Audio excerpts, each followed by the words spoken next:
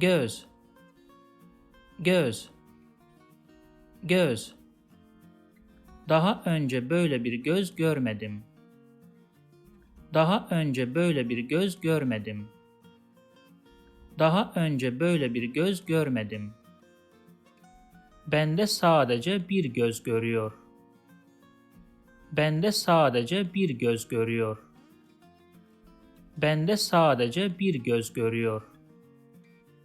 Göz vazgeçilmez bir organ. Göz vazgeçilmez bir organ. Göz vazgeçilmez bir organ. If you like this video, please subscribe to my channel below for more videos on Turkish grammar, vocabulary and pronunciation. Also, if you think this video can benefit somebody else, please share it with them.